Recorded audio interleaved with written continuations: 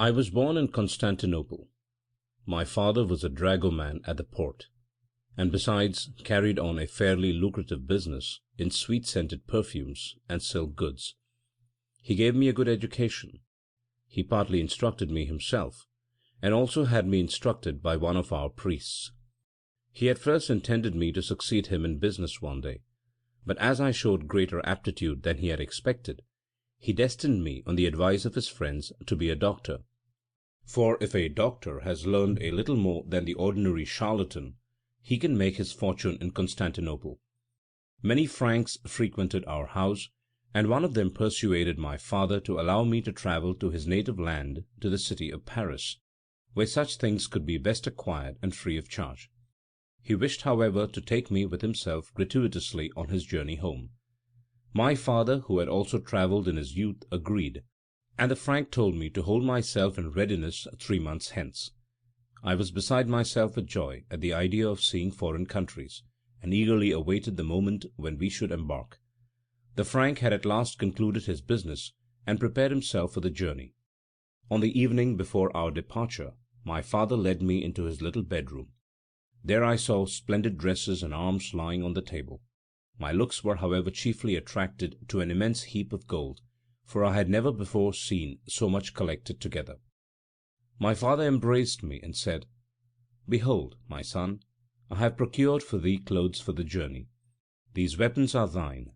They are the same which thy grandfather hung around me when I went abroad. I know that thou canst use them aright, but only make use of them when thou art attacked. On such occasions, however, defend thyself bravely. My property is not large.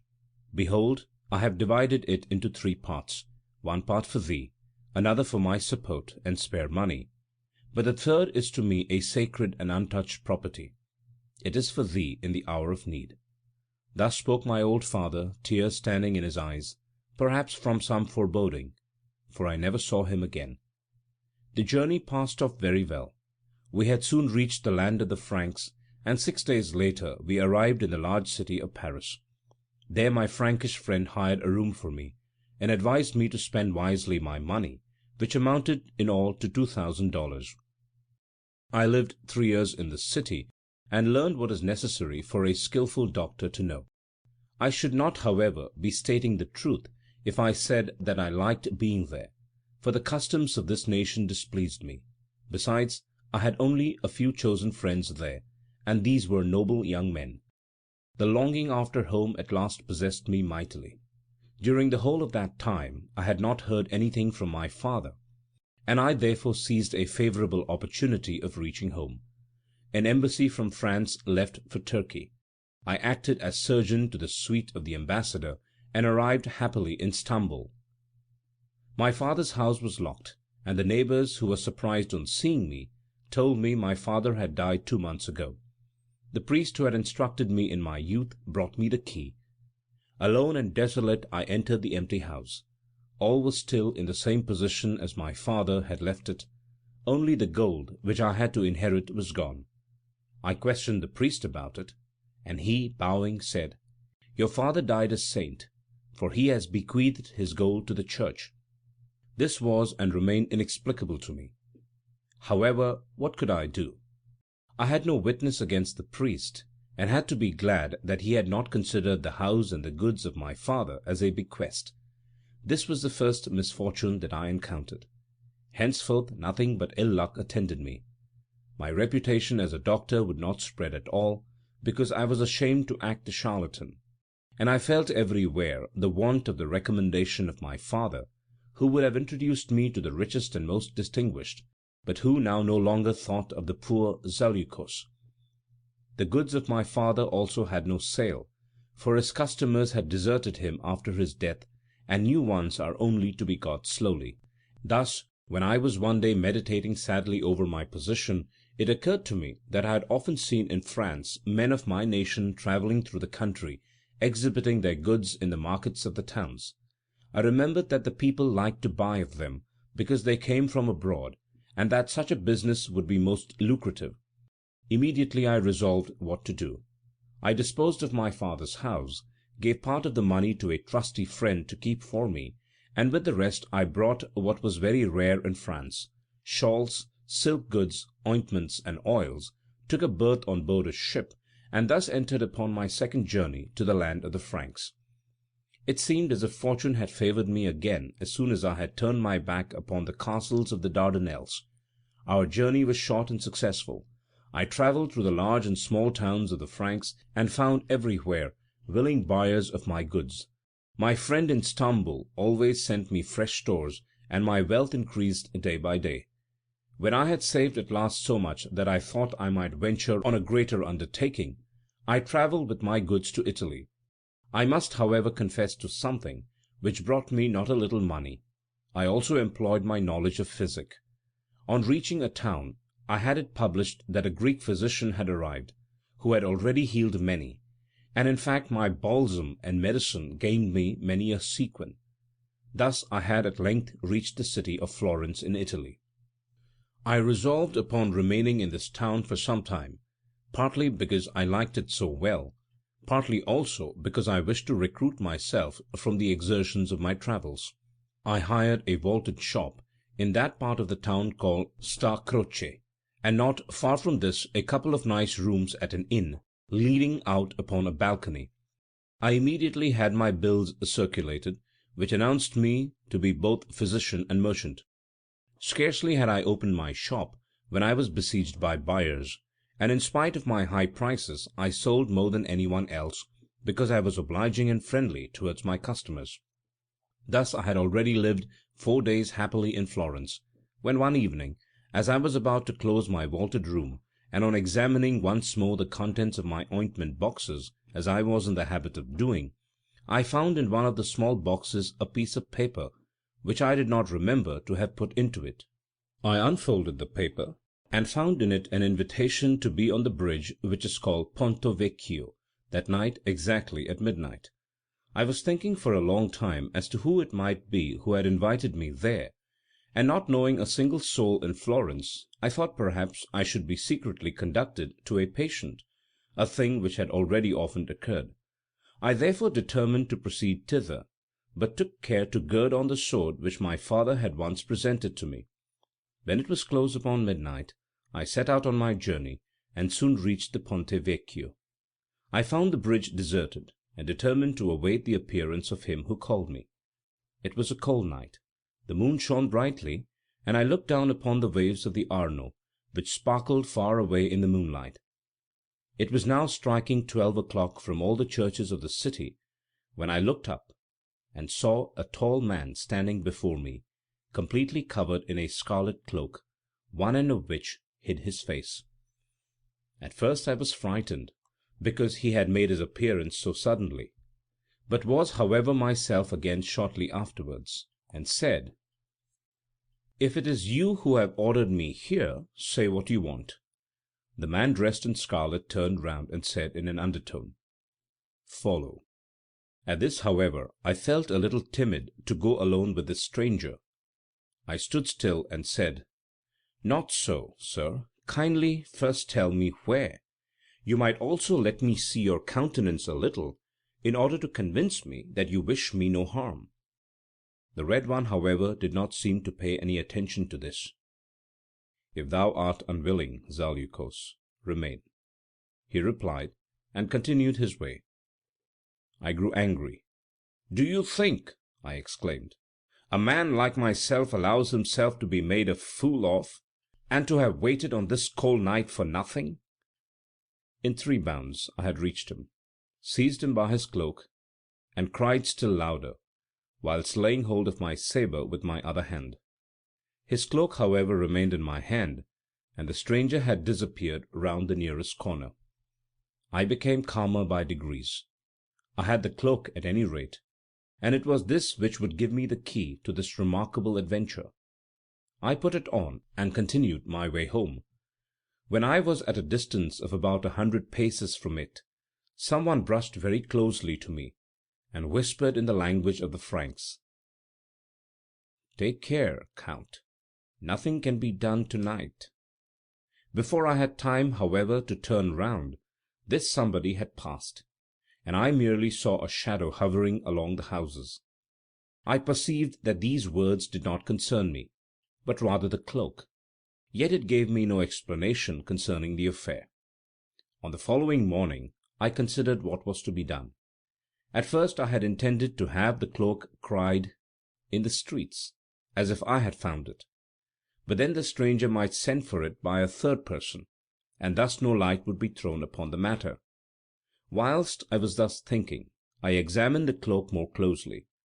It was made of thick Genoese velvet, scarlet in colour, edged with Astrakhan fur, and richly embroidered with gold.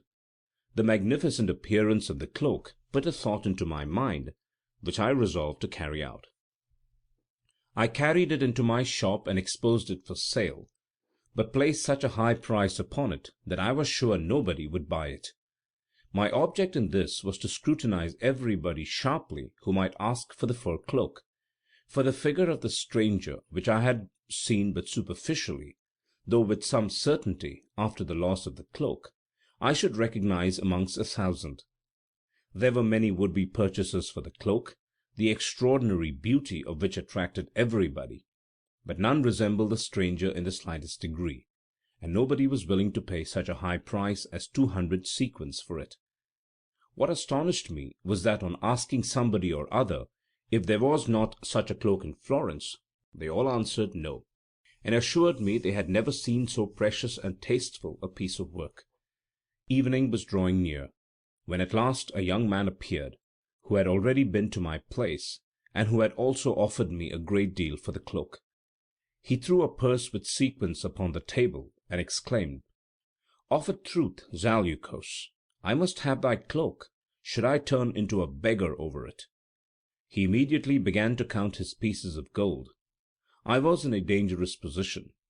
I had only exposed the cloak in order merely to attract the attention of my stranger, and now a young fool came to pay an immense price for it. However, what could I do? I yielded, for on the other hand I was delighted at the idea of being so handsomely recompensed for my nocturnal adventure. The young man put the cloak around him and went away, but on reaching the threshold he returned, whilst unfastening a piece of paper which had been tied to the cloak, and throwing it towards me, he exclaimed, "Here, Zaleukos, hangs something which I dare say does not belong to the cloak." I picked up the piece of paper carelessly, but behold, on it these words were written: "Bring the cloak at the appointed hour to-night to the Ponte Vecchio. 400 sequins are thine." I stood thunderstruck. Thus I had lost my fortune and completely missed my aim. Yet I did not think long. I picked up the 200 sequins, jumped after the one who had bought the cloak, and said, "Dear friend, take back your sequins, and give me the cloak. I cannot possibly part with it." He first regarded the matter as a joke, but when he saw that I was in earnest, he became angry at my demand, called me a fool, and finally it came to blows. However, I was fortunate enough to wrench the cloak from him in the scuffle, and was about to run away with it, when the young man called the police to his assistance, and we both appeared before the judge. The latter was much surprised at the accusation, and adjudicated the cloak in favour of my adversary. I offered the young man 20, 50, 80, even 100 sequins in addition to his 200, if he would part with the cloak. What my entreaties could not do, my gold did. He accepted it. I, however, went away with the cloak triumphantly, and had to appear to the whole town of Florence as a madman. I did not care, however, about the opinion of the people. I knew better than they that I had profited after all by the bargain. Impatiently I awaited the night. At the same hour as before, I went with the cloak under my arm towards the Ponte Vecchio. With the last stroke of 12 the figure appeared out of the darkness and came towards me. It was unmistakably the man whom I had seen yesterday. "Hast thou the cloak?" he asked me. "Yes, sir," I replied, "but it cost me 100 sequins ready money." "I know it," replied the other. "Look here. Here are 400. He went with me towards the wide balustrade of the bridge, and counted out the money. There were 400. They sparkled magnificently in the moonlight. Their glitter rejoiced my heart. Alas, I did not anticipate that this would be its last joy. I put the money into my pocket, and was desirous of thoroughly looking at my kind and unknown stranger, but he wore a mask, through which dark eyes stared at me frightfully. "I thank you, sir, for your kindness," I said to him. "What else do you require of me? I tell you beforehand it must be an honourable transaction." "There is no occasion for alarm," he replied, whilst winding the cloak around his shoulders. "I require your assistance as surgeon, not for one alive, but dead." "What do you mean?" I exclaimed, full of surprise. "I arrived with my sister from abroad," he said, and beckoned me at the same time to follow him. "I lived here with her at the house of a friend. My sister died yesterday, suddenly, of a disease, and my relatives wish to bury her tomorrow.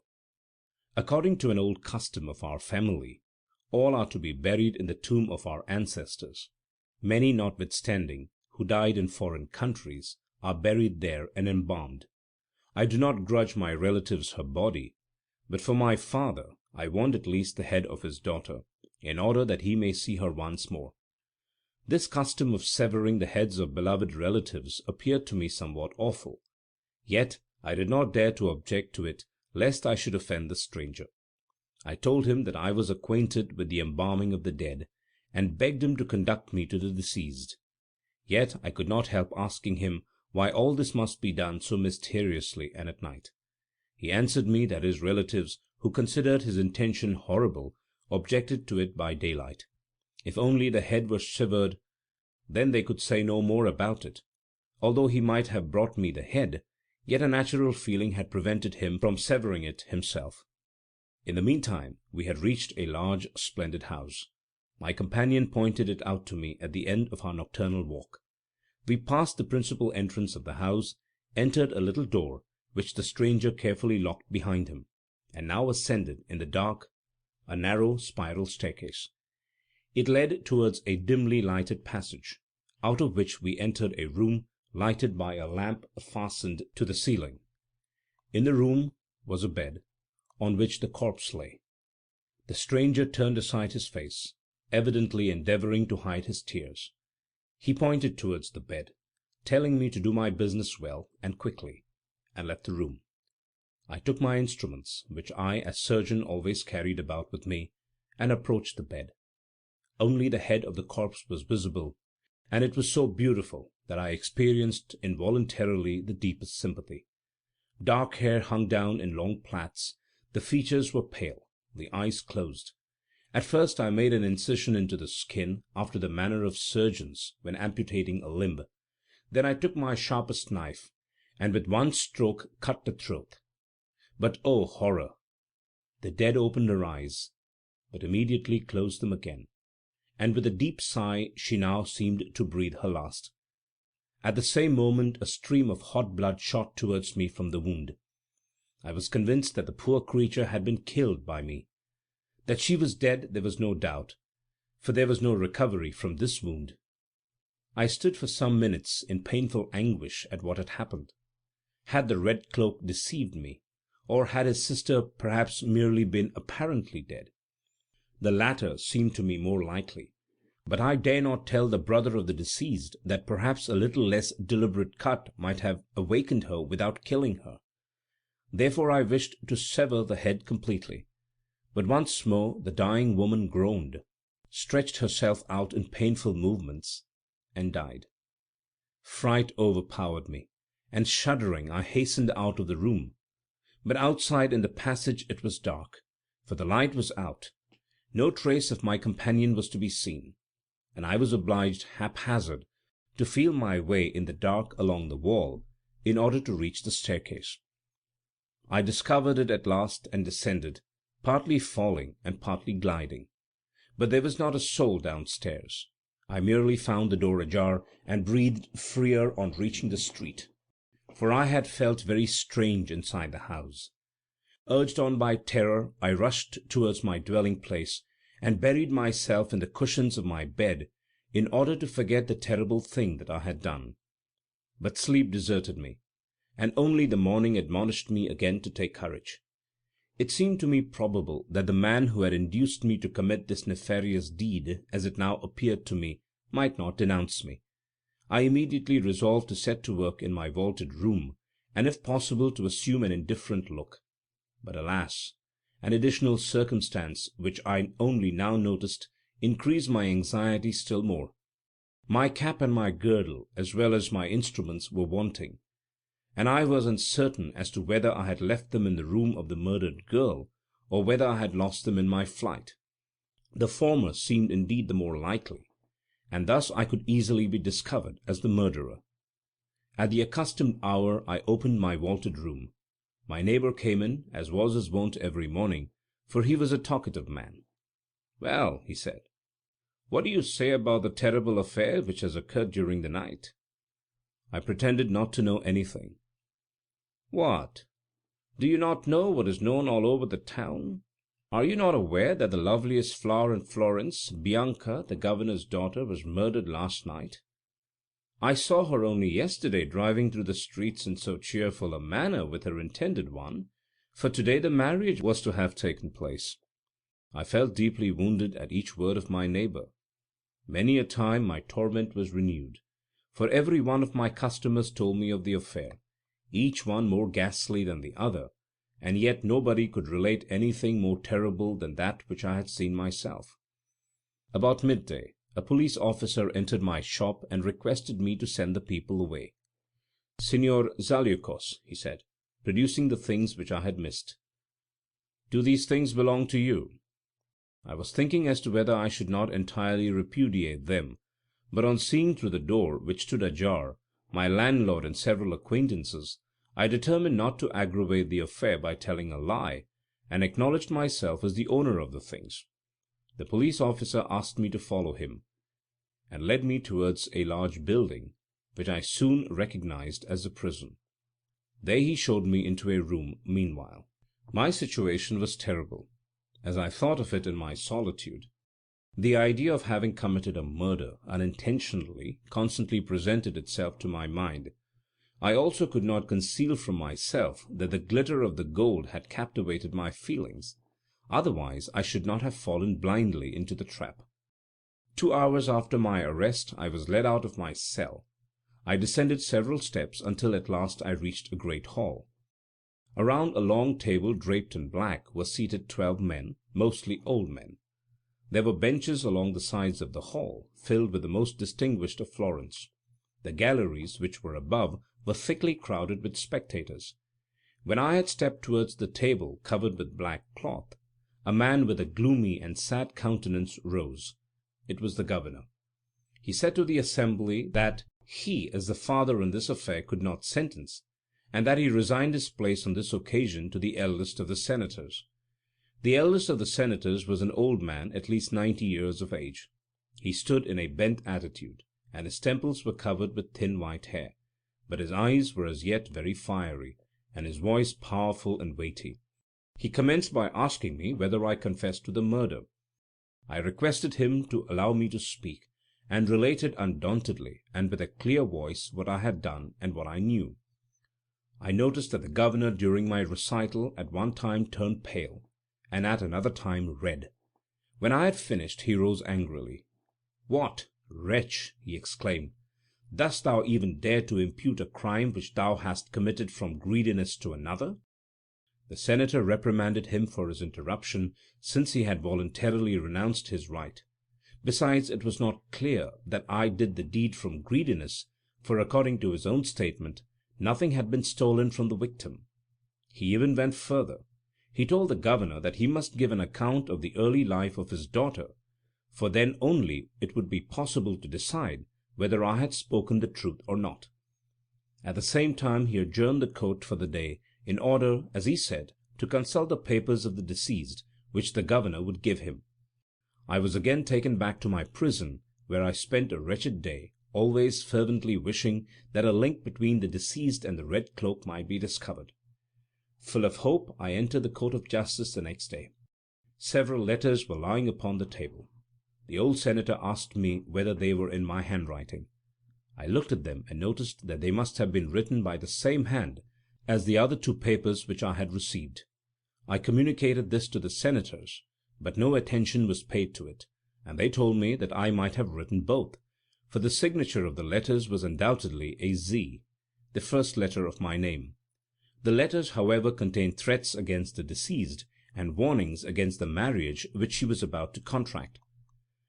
The governor seemed to have given extraordinary information concerning me, for I was treated with more suspicion and rigour on this day. I referred, to justify myself, to my papers which must be in my room, but was told that they had been looked for without success.